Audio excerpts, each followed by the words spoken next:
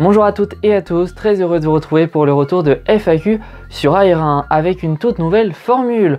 En effet, dorénavant, nous recevons dans chaque numéro un intervenant afin de répondre à toutes vos questions sur un sujet de société ou d'actu.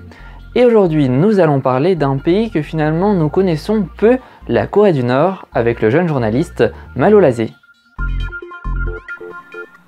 Bonjour Malo. Salut Romain, salut à tous, ravi de vous retrouver dans ces nouveaux numéros de FAQ.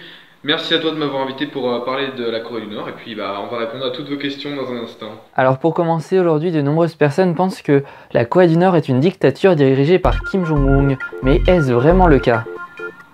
Alors oui Romain, mais avant de parler de Kim Jong-un, faisons quelques rappels essentiels sur la Corée du Nord. C'est un pays de 25,3 millions d'habitants, répartis sur une surface de 120 000 km² et qui a pour capitale, vous le savez, Pyongyang. Kim Jong-un est donc le président dictateur de ce régime autoritaire.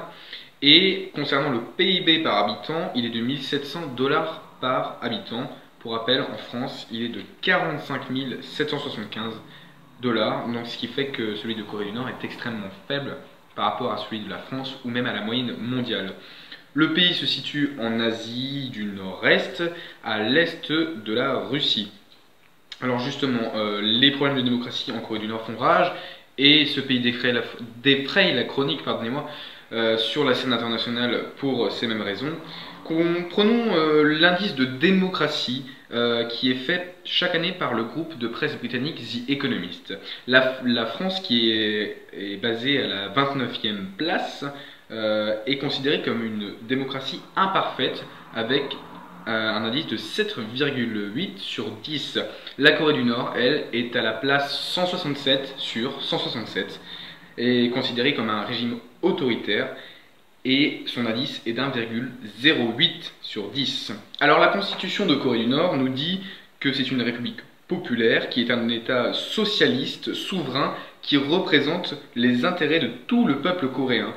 Dans la réalité, c'est beaucoup plus compliqué que ça, puisque il y a un seul parti, le parti du travail. Mais la Corée du Nord se dédouane en disant que son régime est démocratique, puisqu'il y a le pouvoir exécutif et le pouvoir législatif. Mais en réalité, s'il n'y a qu'un seul parti, ça ne fonctionne pas, puisque tous les députés sont du même bord que le président Kim Jong-un. Alors ces problèmes de démocratie justement amènent également, on va le voir dans un instant, à des problèmes d'état de droit très importants en Corée du Nord.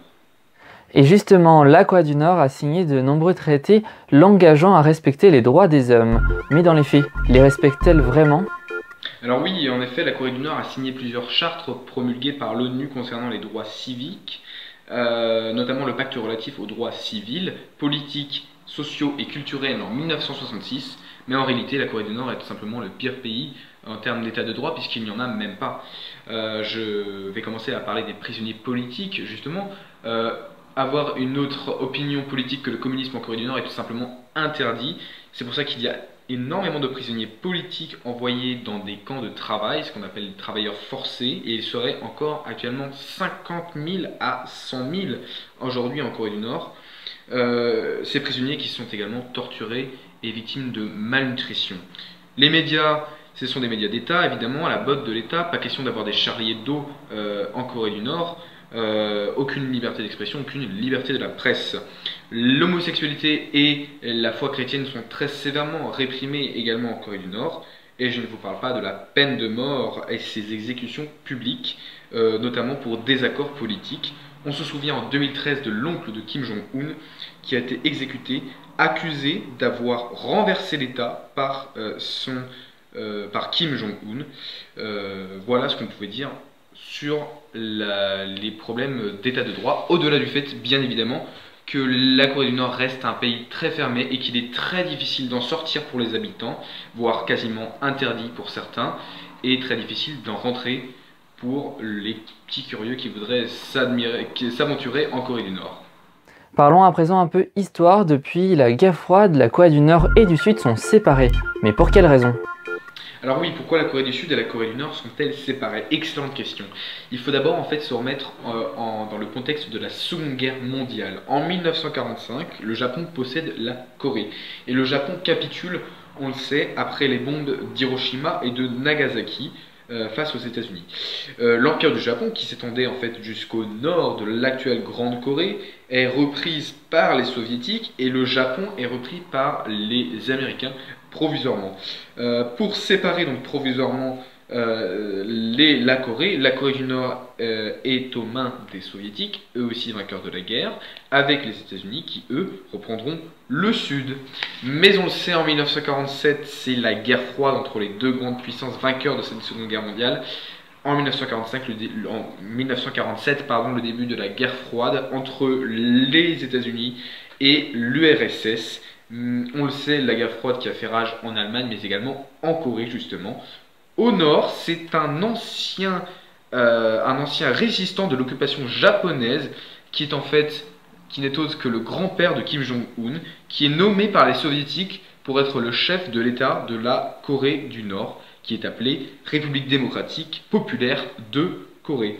Au sud, les Américains proposent aux Sud-Coréens d'organiser des élections libres sous la houlette de l'ONU et les Sud-Coréens qui élisent donc leur chef après 1947. La guerre de Corée, qui commence ensuite en 1950, c'est tout d'abord l'armée de Corée du Nord qui envahit la Corée du Sud avec le soutien de la Chine et de l'URSS. Mais l'offensive est repoussée par la Corée du Nord avec le soutien de l'armée américaine et de l'armée de l'ONU également. Après ces 3 ans de guerre et 3 millions de morts, un pacte est signé à la frontière. Et sont-ils toujours en guerre à l'heure actuelle?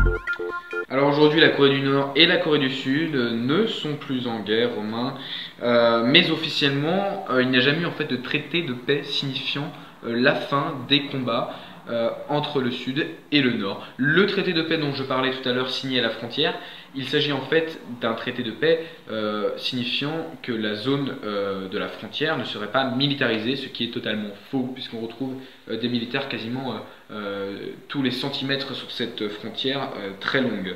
Alors aujourd'hui, la Corée du Sud s'émeut évidemment de la situation démocratique en Corée du Nord, et en 2018, le président sud-coréen a rencontré Kim Jong-un pour une rencontre inédite.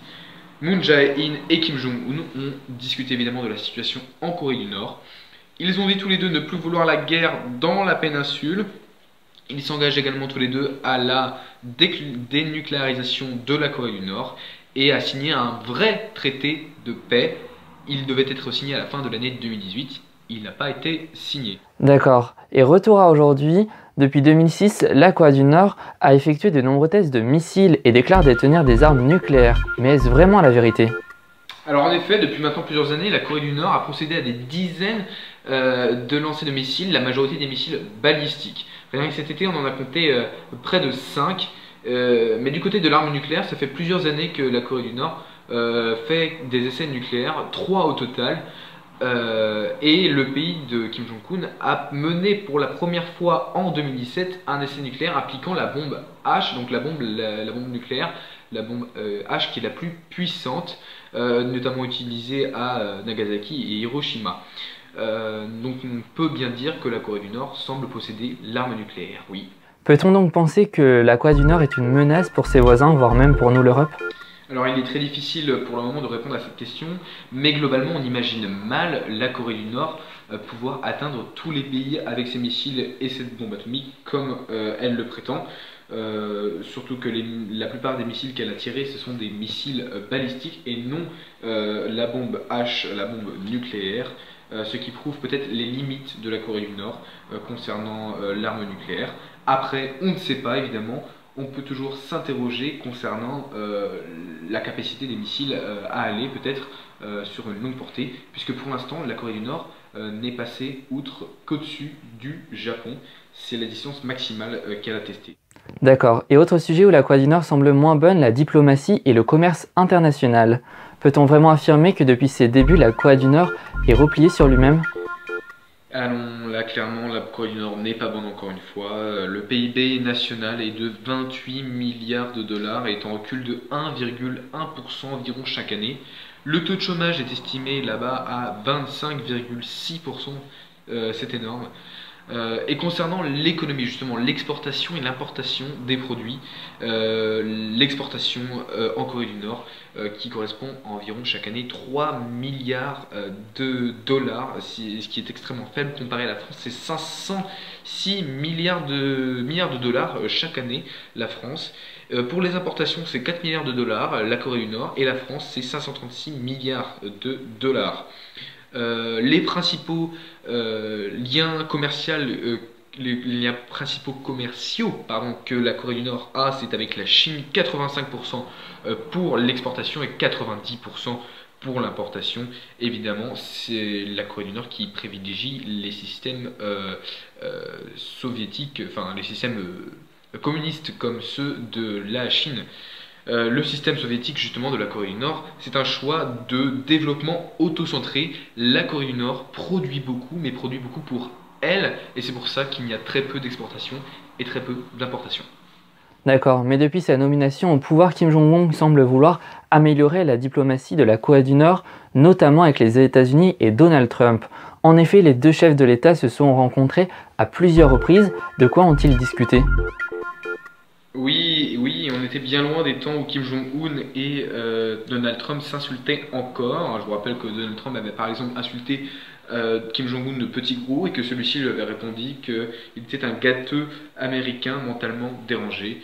Et bien sûr, on s'en souvient tous que quelques jours avant le sommet à Singapour, Donald Trump avait menacé de détruire entièrement la Corée du Nord à la tribune de l'ONU. Oui. Et quelques jours plus tard, les deux hommes se sont finalement rencontrés pour un sommet international à Singapour. Des engagements ont été pris, 4 engagements. Je cite, les Américains, les États-Unis d'Amérique et la Corée du Nord s'engagent à établir des nouvelles réactions respectives et respectueuses, conformément aux désirs des peuples des deux pays, de paix et de prospérité. Les États-Unis et la Corée du Nord, qui voulaient également maintenir une paix durable dans la péninsule, la Corée du Nord qui s'engage à sa dénucléarisation, et les États-Unis et la Corée du Nord qui s'engagent à rapatrier les corps des prisonniers de guerre et disparus de guerre pendant la guerre de Corée. Et peut-on espérer que leurs discussions aboutissent notamment sur le sensible sujet nucléaire ? Ça paraît compliqué, franchement Romain, ça paraît compliqué parce que la relation entre Trump et Kim, c'est un petit peu tendu. Ils restent clairement tous les deux sur leur position, Donald Trump voulant le maintien des sanctions et Kim Jong-un la levée des sanctions américaines contre son pays, puisque les récents essais de missiles balistiques et les récents essais de tir de missiles de la Corée du Nord ont quelque peu agacé en fait la Maison Blanche, mais en public on se garde bien de dire des choses méchantes contre la Corée du Nord, puisque paradoxalement Trump continue de louer les qualités de Kim Jong-un sur Twitter. Donc on semble clairement jouer un jeu d'observation entre les deux pays, et les accords honnêtement paraissent peu probables d'ici la fin du mandat de Donald Trump qui se finit dans un an.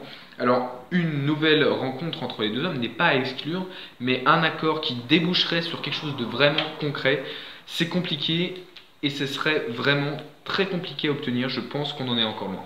Merci beaucoup Malo d'avoir répondu à toutes ces questions sur la Corée du Nord. C'est donc la fin de ce numéro de FAQ. Merci à vous toutes et à vous tous de l'avoir suivi.